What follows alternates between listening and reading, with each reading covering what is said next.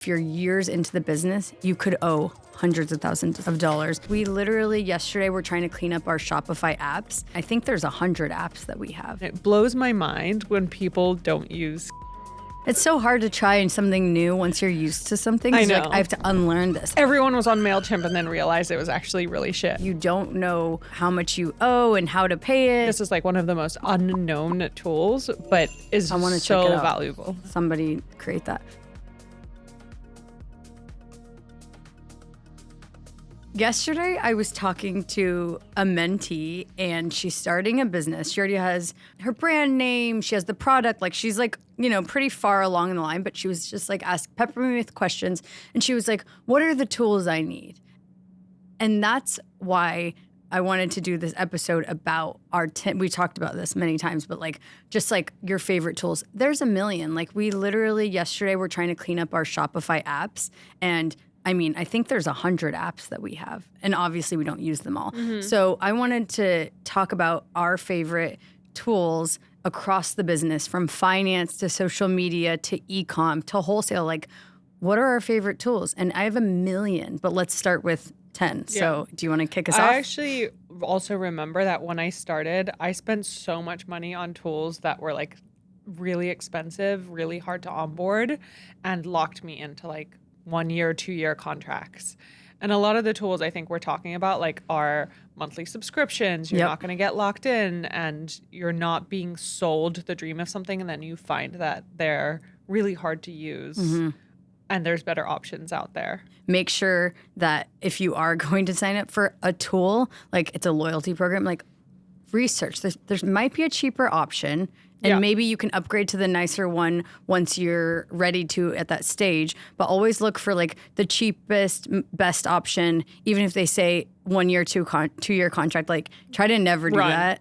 Try to never sign a contract, because what happens is people will join the team and they'll say, oh, you don't need to be on blank Klaviyo or whatever it is, and we want to switch. And then you're locked into a 1 year, 2 year contract. I'm literally in one of those right now. Yeah. So try to not sign contracts, or month to month. If it's good, they'll do that. Yeah, I have had so many of those situations too. And as somebody who built a software, I found that what I was selling was generally not built yet. And I think that's the case with a lot of softwares. So use it first before you're locked into anything too long. For sure. And also always negotiate it, because there's always room. Okay. You go first. This one you can start on free, and it's Keynote. It's Keynote and Canva. Obviously, my entire life is making decks. It's always been making decks. When I worked at Vice, I just built pitches 24/7. And I think that's how I think now. I lay everything out in a deck. Most people will start a Word document, and I'm no, I need a deck for this. You met me for coffee. You had a deck. Yeah, literally. Well, that was a strategy deck. I guess most people might do a strategy document. Yeah. But it's just how I think, is I visualize. And I used Keynote, and I was very lucky that I was actually put through a Keynote class when I worked at Burberry. But I use Keynote for everything, or now Canva. And I've only started using Canva since we started this podcast, but it is incredible. And it blows my mind when people don't use Canva yet. It's to me, one of the most commonly used products. It's free. Obviously, you have to pay if you want to upgrade for some things, but you can do everything from making decks to making social posts to honestly making video. Removing backgrounds, Removing backgrounds is the most used item. You've gotten me using Canva, and I'm wow. But I'm a Google Docs girl, so it's still I have to try to use Canva. But when I do, I'm amazed by what it can do. Yeah, I just take your Google Docs and put them into a presentation so I can read it. It's muscle memory for me to use Google Docs. Canva on your phone. Yeah. I like it. The best. Okay. So mine, I'm going to start with a social tool, because I think it can be really relevant to everybody. Dash Hudson. There are many competitors to the Dash Hudson. And they're expensive. So we used to use the one that I think was maybe $1,500 or more. But now we've downgraded. Yeah, maybe even more. It might have been like 3,000. But then I was like, do we need all the bells and whistles if no one on the team is using them? Which you should go through your stack often and ask that. But we didn't. Turns out we didn't. And now we're on like, I think it's like $249 for a big brand. And we love, like Dash Hudson to me is by far the best one. I know there's a lot cheaper ones out there, but Dash is, you can visualize the feed, you can click and drag, you can even look at what the community is posting, and algorithmically it'll tell you like what's going to best perform, and you can add links. Like there's just, it's my favorite, and I've used many of these other social tools. So Dash Hudson. I'll add Metricool too. Metricool? You like Metricool. How I haven't much tried is it yet. Metricool? 500 a year. That's great. So like if you're on a budget, Metricool, but if you can afford. But it does all of the things you just mentioned. Really? It You does. need to show me, but I'm just like, I love Dash. That's for like the plan that lets you have like multiple accounts. I think it's like not that. I think it's free actually. Metricool, All right, free. I'm gonna look. It's so hard to try in something new once you're used to something. I 'Cause, know. Like, I have to unlearn this. That was me with the Superhuman. I know, but I feel like that was everybody with, what was it? Prior to Klaviyo? MailChimp. Like everyone was on MailChimp and then realized it was actually really shit. And now look at Klaviyo. It's like the most used one. Okay, I know you're next, take but let me, Klaviyo. No, because I was take it. going to talk about Klaviyo, because, I mean, it is Klaviyo. Yeah. Like, even if it's more expensive, like, you need to be on Klaviyo. That is the email. What does it do? I mean, it sends email, SMS, segments your emails. I'm sure there's so many AI components to it now as well. But Klaviyo is a must. Yeah, Email agree. should be one of your best performing channels, so Klaviyo. I think they charge off of how many emails you have in your list, and then separately they charge in terms of how many texts you send. And there's definitely ways to hack it. Like, don't upload all of your emails at once. Like, upload the ones that are most likely to open and most likely to engage, and kind of like slowly up it as you start to learn that you have a more engaged email base. Yeah. That's how we got a much cheaper deal on it. Mine is Cake.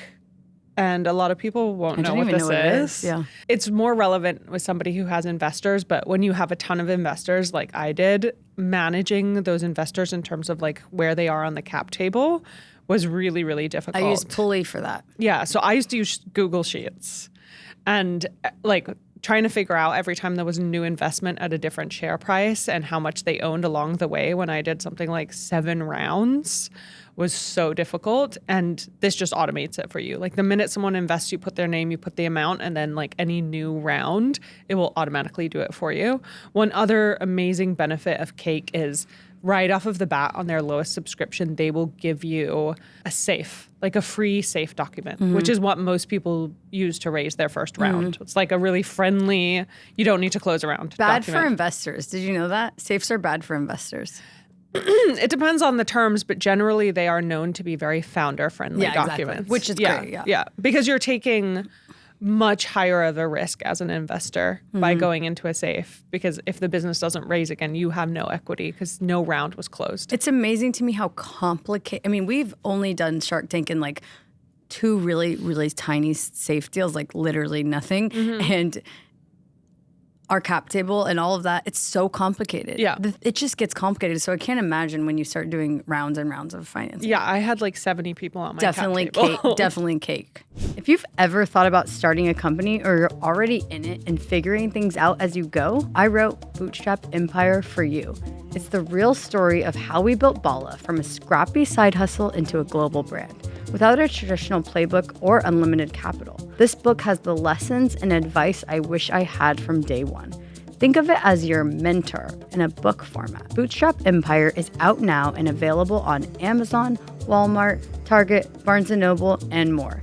If you're building something from scratch, this one's for you. Visit bootstrap-empire.com to learn more. Okay, this one is a must. Gusto for payroll. Like currently, I don't. Do you use Gusto, or did you? I used one of their competitors. Okay, Gusto is Just works. so easy. It's insane. And we used to have an HR person. Now we don't have an HR person. I'm the HR person, and essentially I just put people in Gusto. No. I know, right? Oh no.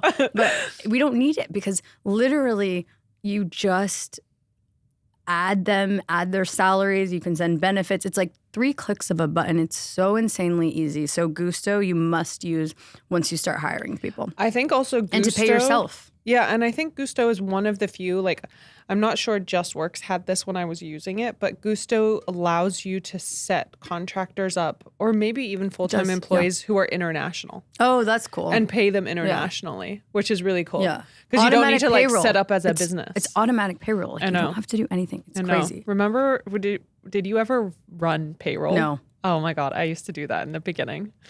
I'm sure Like people are run still everyone's doing payroll was so long. It's wild. But yeah, Gusto is a really good one. Signal. that. Never heard of this. Again, this is investor ones. I Okay. feel like It's good to have. I knew you were going to bring more of a like full management stack. And I think like a lot of people have questions around how do you find investors? How do you manage them? Yep. All those different things. And Signal was like changed my life when it came to running around. Mm-hmm. It's built by a fund called NFX. Mm-hmm. And what you do is you go to it, you link to your LinkedIn, Mm-hmm. and then you can set a bunch of criteria for what you're looking for in an investor. So it can be like, this is the check size I'm looking for. This is the category. You can get super, super granular and detailed, and it will find people that you are 2 or 3 connections away from through your LinkedIn connections. That's very So then cool. you can like DM those people and say, hey, can you get me a connect Oh, that's to awesome. this partner at this fund? And it says like who the partner is, what their LinkedIn profile is, everything. So it's a really easy way, and you can export those lists to build lists of investors that are actually relevant to you. That's I feel like amazing. this is like one of the most unknown tools, but is wanna so check it out. valuable. Can Yeah. you use it for things that are not just investment? No, it's only funds. I'm thinking connecting to brand partnerships. There should be that for Yeah, that. that is true. Somebody create that. Okay. I think my next one is Kick Further, which I've talked about a lot. But Kick Further is, you can use it as an investor, but as a brand, it's really cool. I think it's mostly if you're a consumer, like products brand, but basically if you need money and you kind of need it quick, you can fund a PO. So let's say you are a maple syrup brand and you got this massive PO that it doesn't have to be massive. It's $100,000 and it came out of nowhere and you don't have the funding. All you do is you kind of like upload on the back end, this is the PO, this is a bit about my brand, like maybe a personal guarantee, but it's a pretty easy process. And then you have backers, and those backers are just normal people, like investors who put in Cool. $10,000 and whatever, and then you can bid or not bid. Like I could invest in your PO, but I get a return, like a 10% return. So if I put a couple $100s in, I know I'm getting 10% in like 6 months. So it's really cool as both an investor, but also as a brand. It's saved us a lot of times So when we it's like- need funding. It's like crowdsourced short-term financing. Exactly. And as an investor, do you have protections through There's the no platform? protections, but I've put money in there and I've always gotten paid back. Interesting. I think mostly what could happen is, and it happened also, Bala did this, but you could say, hey, I'm going to deliver this PO in 3 months, but it takes 6 months. Right. So really it's like you're getting paid later. But as an investor, you're getting like you could get 10% for a 4-month, Yeah. your money being in there for 4 months. So it's very cool from a brand perspective. And it's pretty reliable then because it's based off of a PO It's that already reliable. exists. And they right? they check the companies. They're Yeah. not doing companies that are Yeah. have potential to go under. Yeah. So love that tool. Figma, which is a graphic design tool. It's Your basically- tools are all high tech for me. they're all like creative or investor, but Figma is an amazing way for internal teams to design, whether it's like emails or landing pages or anything to do with like your digital design, and share it internally with the team and to be able to like comment on it. Mm-hmm.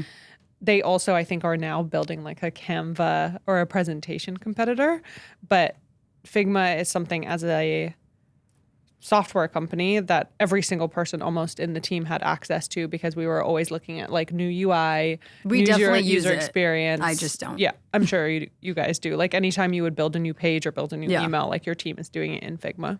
Okay, my last tool, which I think we might have 11, but my last tool is Numeral, because we have gotten in trouble with sales tax in the past, like especially early days, like you don't know like how much you owe and how to pay it. And this seems crazy. I owe sales tax in all of these states, but I don't in some. It's very complicated. And Numeral really like centralizes all that, pays it, and it's really important to set it up early on, because what happens is if you're years into the business, you could owe hundreds of thousands of dollars in sales tax, and then you're getting hit up with fees, and it's just something you want to deal with like at the beginning. So I always tell people, like, at least look into it, even if you're going to start it in 6 months, like start at the beginning. I need that for my personal life. Definitely. I don't know if they do personal, but Oh, Gemini Nano Banana. Have you tried this? no, tell me. Okay, so I've now tried them all. Claude, obviously ChatGPT, Gemini. So it's an classic AI tool. They don't have a desktop app yet. It's the one that Google makes.